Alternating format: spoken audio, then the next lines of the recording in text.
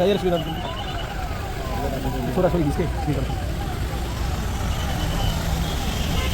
तो वाकिफ है जमाना जनाब से सबब आज आने का कुछ और है। दिल के चिराग जगमगा उठे, आपका मेहमान बन के आना खुशी का दौर है। जोरदार तालियों के लिए स्वागत है।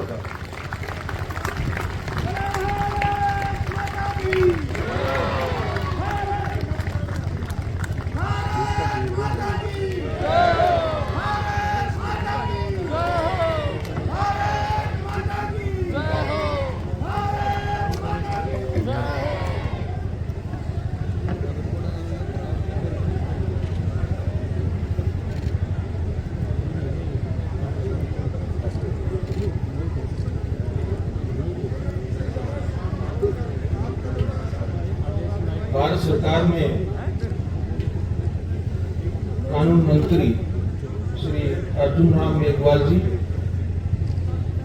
पंजाब व हरियाणा हाईकोर्ट के चीफ जस्टिस श्री सी लागू जी, हरियाणा सरकार में 3 मेधावी सीनियर मंत्री श्री रणबीर गंगवा जी, श्री महिपाल ढांडा जी, डॉक्टर अमित शर्मा जी, पंजाब व हरियाणा हाईकोर्ट से आए जज साहिबान,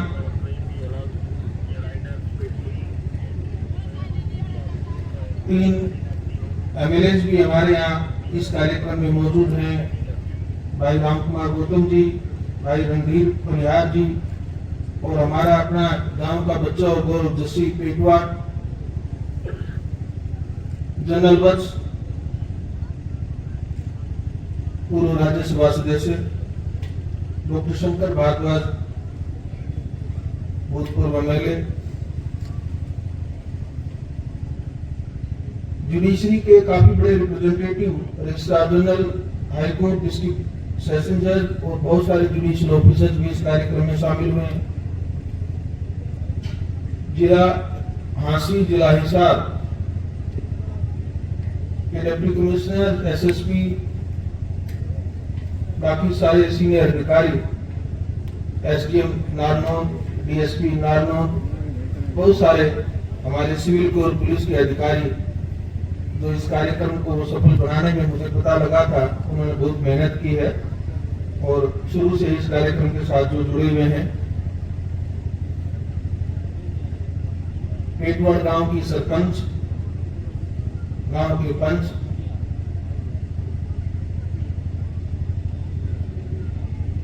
पेटवाड़ गांव के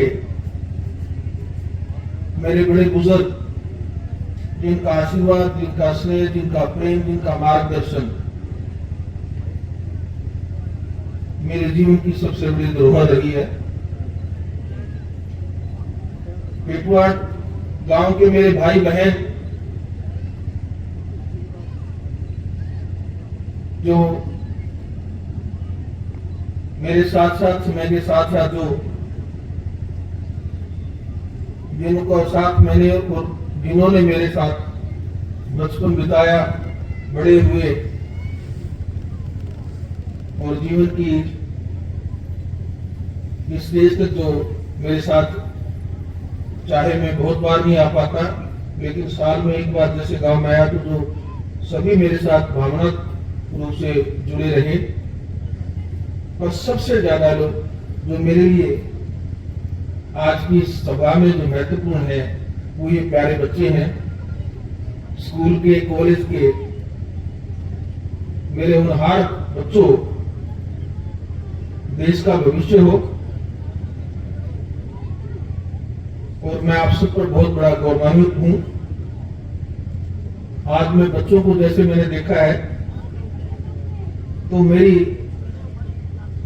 मेरा विश्वास बहुत ज्यादा बड़ा है कि न केवल पेटवाड़ और हरियाणा बल्कि भारतवर्ष की एक बहुत ही ठोस नींव है जो देश को बहुत आगे तक ले जाकर के पूरे ग्लोब में एक बहुत बड़ा नाम कमाएगा। आज के इस कार्यक्रम में मीडिया के भी मेरे बहुत सारे साथी दूर दराज से और खासकर बहुत सारे जो दिल्ली में जिनको मेरे साथ जुड़े हुए हैं वो सभी यहाँ पर आए हैं। हरियाणा की संस्कृति के प्रहरी हमारे कलाकार साथी भी आज मौजूद हैं। मेरे परिवार के, पड़ोस के, गांव के सभी बड़े और छोटे जिनका स्नेह, प्यार, आशीर्वाद मुझे हमेशा मिलता है। कुछ विशिष्ट व्यक्ति आसपास से भी आज इस कार्यक्रम में शामिल हुए हैं। मैं पेटवाड़ के उन नौजवान साथियों का तहे दिल से आभारी हूं जिन्होंने आज का ये कार्यक्रम आयोजित कर मुझे सम्मानित करने के इस आयोजन को रखकर मुझे अवसर दिया कि मैं गांव में आ सकूं और आप सबका नए साल के, अंग्रेजी नए साल की शुरुआत में ही, जनवरी के पहले नहीं तो दूसरे सप्ताह में आप सबका आशीर्वाद, प्यार और स्नेह ले सकूं। मैं इस कार्यक्रम को आयोजित करने के लिए सभी का बहुत बहुत आभारी हूं।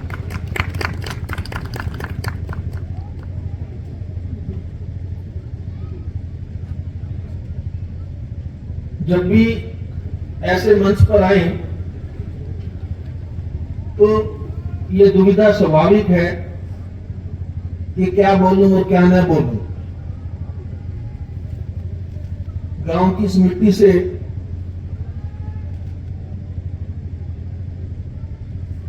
शुरू से जुड़ा हुआ हूं, यहीं पैदा हुआ, यहीं प्राइमरी स्कूल में पढ़ा जो गांव के दूसरे छोर पर है, और इसी हाई स्कूल में जो बिल्कुल साथ लगता है, यहीं से हमने मैट्रिकुलेशन का एग्जाम पास किया। जैसा भी उस वक्त विकास की स्थिति रही गांव में, उसके मुकाबले में मैं फिर भी मानता हूं कि पेटवाड़ शिक्षा के मामले में इतना आगे जरूर था कि प्राइमरी स्कूल भी था, बेटियों के लिए भी उस वक्त एक मिडिल स्कूल था और को एजुकेशन का हमारा हाई स्कूल था। परंतु गांव के बच्चों को शिक्षा प्राप्त करने में उस वक्त काफी संघर्ष करना पड़ता था। उस संघर्ष की स्थिति हम सभी ने भी उस वक्त झेली। कई बार टीचर्स नहीं होते थे, और खासकर मुझे याद है इंग्लिश में अगर कोई हमारे टीचर थे उनका ट्रांसफर हो जाता था तो बड़ा मुश्किल हो जाता था, दोबारा कोई उनका सब्स्टिट्यूट नहीं आता था महीनों महीनों तक। उस दौर में स्कूल में कोई फैसिलिटीज की भी दिक्कत होती थी, हम लोग नीचे बैठकर के ही पढ़ते थे। पर मुझे गर्व है उस वक्त टीचर्स की कमिटमेंट पर, कितना मन से वो बच्चों को पढ़ाने में अपने आप को समर्पित करते थे।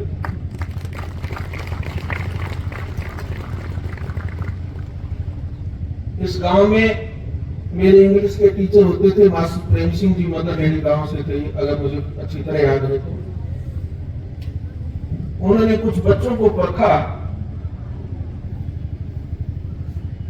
और परखा किस बात के लिए कि मैट्रिक के बोर्ड के एग्जाम में कुछ बच्चे पास हो जाए ताकि इस गांव का रिजल्ट किसी तरह अच्छा आ जाए। इस बात के लिए उन्होंने कुछ बच्चों को पूरी क्लास में से अलग से छाटा और हमें आदेश दिया कि इस गांव में ही, स्कूल में ही रात को हमें रुकना होगा।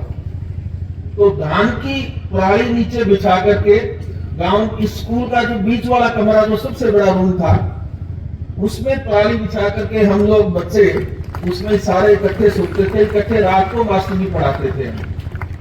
तो सारा दिन स्कूल की क्लासेस के अलावा उन बेचारों को कोई ट्यूशन थोड़ा ही मिलता था, लेकिन वो एक मन होकर सिर्फ इस बात के लिए कि ये बच्चे थोड़ा बहुत होनहार हैं, ये आगे निकल सकते हैं, इस बात के लिए उन्होंने रातों को 11 बजे तक, 12 बजे तक हम बच्चों को इस स्कूल में रात को पढ़ाया है।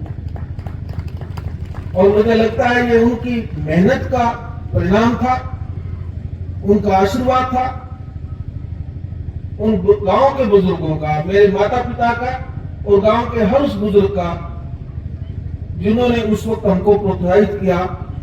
ये सब उनके आशीर्वाद का परिणाम था कि हम गांव से मैट्रिकुलेशन करके आगे की पढ़ाई के बारे में सोच पाए। आज मेरे पिताजी हमारे मध्य नहीं है, लेकिन मेरे भाइयों जो यहाँ मौजूद है उनके सामने ही ये घर में डिस्कशन हुआ कि कौन क्या करेगा, और मैंने पिताजी को अपनी इच्छा जाहिर की कि मैं कॉलेज में पढ़ना चाहता हूं। तो जो मर्जी आर्थिक उनकी स्थिति उस वक्त रही, क्योंकि हम सभी भाई अलग अलग से पढ़ाई में थे, तो 4-4 बच्चों की एजुकेशन का भार वो अकेले उनके कंधों पर था। पर उन्होंने एक बार भी मुझे ये नहीं कहा कि तुम कॉलेज में नहीं जाओगे या कोई अल्टरनेट शिक्षा की बात सोचो, और उन्होंने कहा कि तुम कॉलेज में जाओ। मैंने कॉलेज में फिर ये हुआ कि मैं साइंस में पढ़ूं या आर्ट्स में पढ़ूं, तो मैंने कहा मैं आर्ट में पढ़ना चाहता हूं। तो पिताजी और माँ दोनों ने मुझे साहस ये कहा तुम वही विषय पढ़ो जो तुम चाहते हो।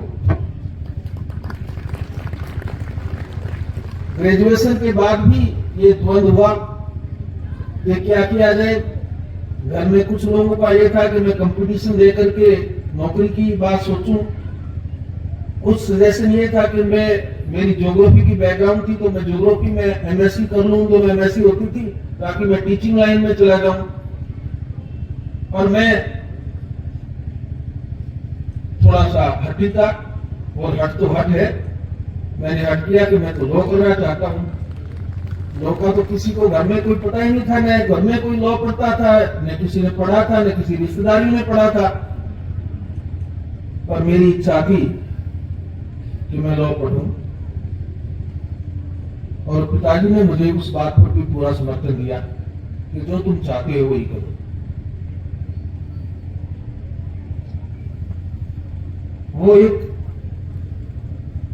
मित्र, मार्गदर्शक और मेरे बहुत ही बड़े एक शक्ति स्वरूप में मेरे जीवन में रहे। वो उस वक्त मेरा साथ नहीं देते तो मुझे कई बार ये लगता है कि मेरा शायद कैरियर कुछ डिफरेंट होता। गांव के कई ऐसे बुजुर्ग हैं, मास्टर विशाल सिंह जी, चौधरी मोरूराम जी उन दिनों, और मेरे क्लास में मेरे मित्र थे थामूराम, जिनके पिताजी हमारे खेत में भी हमारा सहयोग करते थे और हमारे साथ जुड़े रहते थे। मुझे उन बुजुर्गों का अच्छी तरह याद है कि जब भी मैं उनके पैर छूने की कोशिश करता तो सबसे पहले वो कहते, बेटा तुम्हें होनहार हो, तुम्हें बहुत बड़ा बनना है और इस गांव का नाम रोशन करना है।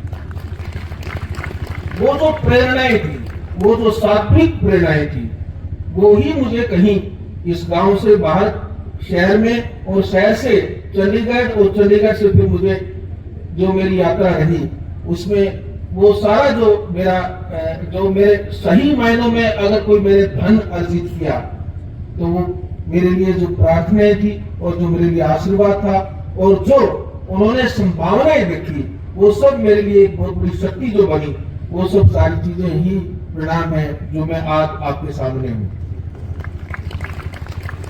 ये बात मैंने इन प्यारे बच्चों के लिए बताई। मेरे बेटियां और मेरे बेटे यहां पर मौजूद हैं। मैं इन होनहार बेटियों को देश की सेवा में अलग अलग पोजीशंस में देखना चाहता हूं। आप में से कुछ लोग अगर आर्मी में, एयरफोर्स में, नेवी में, कोस्ट गार्ड में अगर कहीं होंगी, तो आप में से कुछ लोग इंजीनियर और डॉक्टर होंगी, कुछ सिविल सर्विसेज में होंगी, और मुझे पूरा यकीन है आप में से कुछ बच्चे लॉ में भी जाएंगे, अच्छे अच्छे नेशनल लॉ स्कूल में पढ़ेंगे, और पढ़ करके आप कुछ ऐसा करके दिखाएंगे, लोग ये बोलेंगे कि ये सूर्यकांत के गांव से आए हुए बच्चे हैं जिन्होंने इतना बड़ा मान और सम्मान कमाया। मेरी गांव के भाई और बहनों से भी एक प्रार्थना है कि बच्चों को शिक्षा लेने से मत रोकें। जिस भी फील्ड में, जिस भी क्षेत्र में बच्चे पढ़ना चाहते हैं, मुझे पता है आपको आर्थिक कठिनाइयां हो सकती हैं, मुझे ये भी पता है कि माता पिता की अपेक्षा होती है कि बच्चा जल्दी से जल्दी अपने पैरों पर खड़ा हो और कमाई शुरू करे। पर आप एक बात आप पहले से गांठ बांध करके रख लेना कि सबसे बड़ी कमाई आपके बच्चों की शिक्षा का धन है। उनको शिक्षित बनाइए। पिताजी ने एक छोटा सा प्रयास किया था, आप सबको मालूम है। हमारे पिताजी ने एक हमारे परिवार की ट्रस्ट बनाई और ट्रस्ट के माध्यम से हमने निर्णय लिया कि गांव के जो भी बच्चे शिक्षा में आगे आएंगे, जो अच्छी मेरिट के बच्चे होंगे, प्राइमरी स्कूल से लेकर के मिडिल से लेकर के और मैट्रिकुलेशन तक, हम उनकी आर्थिक सहायता करेंगे। और हर साल गांव में वो फंक्शन पिताजी के टाइम में तो हम नियमित रूप से करते थे और मुझे बड़ा अच्छा लगता था कि गांव में खासकर रूप से जो वंचित वर्ग के लोग हैं, उन बच्चों के जब मैं देखता था कि पढ़ाई में बहुत आगे आए हैं और उनको जब हम आर्थिक सहायता देते थे, तो मैं पिताजी की आंखों में जो खुशी के आंसू उस वक्त देखता था, तो मुझे अपना बचपन अक्सर याद आता था। हमारा जो छोटा सा प्रयास है वो तो जारी रहेगा ही रहेगा। मैं अपने भाइयों से, अपने परिवार से अनुरोध करूंगा कि वो जो जितनी छोटी सी सहायता हम करते हैं, उस सहायता को बढ़ाया जाए। मैं उसके अलावा मैं गांव के सभी भाई बहनों से ये प्रार्थना करूंगा कि गांव के होनहार बच्चों के लिए, खासकर जो गरीब परिवारों के बच्चे हैं, जिस परिवार के बच्चे को आप एक बार ढूंढ ले कि इसको हायर एजुकेशन में बच्चा कुछ करके दिखा सकता है, उस बच्चे की जिम्मेवारी आप अकेले माँ बाप पर मत छोड़िएगा। उस बच्चे को सारा गांव अडॉप्ट करे और वो गांव का बच्चा हो। उसके लिए आपको एक फंड इकट्ठा करें और आप उस फंड को के बेसिस पर उस बच्चे को आगे एजुकेशन दिलवाएं। मेरी ये आपसे प्रार्थना है। आप जब भी ये फंड करेंगे तो सबसे पहला डोनेशन जो है, सबसे पहला मैं अपनी उसमें पैसा डालूंगा, मेरे अपने अकाउंट से आपके लिए मैं उसमें आर्थिक मदद करूंगा। मैं चाहता हूं कि हर गांव में, आदर्श रूप से तो हर गांव में एक ऐसा फंड होना चाहिए, एक जो गांव का एक जिसको सामाजिक और सामूहिक फंड हो, जिसके आधार पर गरीबों के और हर बच्चों को आगे पढ़ाया जाए ताकि वो देश की धन और शक्ति बन सके। आज थोड़ा सा समय का अभाव है, मैं लेट हो गया, मुझे आगे अभी बहुत दूर गुवाहाटी पहुंचना है, आसाम में। तो मैं एक ही जो दूसरा विषय जो मैं लेना चाहता हूं, बस वो है कि गांव की कुछ मांगे आपने रखी। मेरे पास वो मांग पत्र आया था। मैं मुख्यमंत्री जी रात को मुझे मिलने आए थे हिसार में। उन्होंने मुझे कहा कि जो भी गांव की मांग है, हमारे 3 मंत्री जी वहां पर रहेंगे और वो मुख्यमंत्री जी के रिप्रेजेंटेटिव के तौर पर यहाँ पर हैं और जो भी गांव की हमारी डिमांड्स है वो सब पूरी हो जाएंगी। मैं भाई महिपाल डाला जी से एक रिक्वेस्ट करूंगा कि एजुकेशन डिपार्टमेंट में आजकल मॉडल संस्कृति स्कूल का एक है, गांव में बनता है, जिसका नाम मॉडल संस्कृति स्कूल है। आप इस गांव में उसकी घोषणा करें। ये भाई महिपाल की तरफ से मैं आपको घोषणा कर देता हूं, पेटवाड़ में मॉडल संस्कृति स्कूल की स्थापना होगी। बाकी रणबीर गंगवा जी ने, माननीय मंत्री जी ने आपकी बाकी डिमांड्स को लेकर के आपको बता दिया है, वो सब पूरी हो जाएगी। मुझे पूरा विश्वास है कि मैं जब दोबारा गांव में आऊंगा तो यहाँ हॉस्पिटल भी बन रहा होगा, एक बहुत सारा सुंदर हाई स्कूल होगा, सारे तालाब भी आपके साफ सुथरे होंगे। और सबसे अच्छी बात है, मैं जब आऊं तो मेरे गांव के प्यारे बच्चे बहुत मुझे प्रेरणादायक स्रोत के रूप में मुझे नजर आए। मैं बच्चों में देश का भविष्य बहुत गहराई से देखता हूँ। मेरा अगर कोई सबसे बड़ा मेरा कोई लाइफ का एसेट है तो ये देश के बच्चे हैं। इनको मैं आगे बढ़ना देखना चाहता हूँ। मेरे को इससे बड़ी इस गांव से और कोई मान सम्मान नहीं मिलेगा अगर मुझे ये खबर आती रहे कि पेटवाड़ गांव का एक बच्चे ने वहां पर ये पोजीशन हायर प्राप्त की है, या कोई हमारा बच्चा किसी और फील्ड विशेष में कामयाब हुआ है, चाहे वो स्पोर्ट्स में है। हरियाणा तो स्पोर्ट्स के लिए भी बहुत जाना माना पहचानता है। अगर आप स्पोर्ट्स में जो आपका मन है उसी फील्ड में जाइए, देश में और विदेश में नाम कमाइए। यही पेटवाड़ गांव के लिए हमारा सबसे बड़ा एक तोहफा होगा। हम सब उसी के लिए समर्पित रहेंगे। मैं गांव वालों का बहुत बहुत आभारी हूं। आपने आज ये कार्यक्रम किया और आपने अपने इस बच्चे को, इस बेटे को याद किया। बहुत बहुत धन्यवाद। जय हिंद, जय भारत।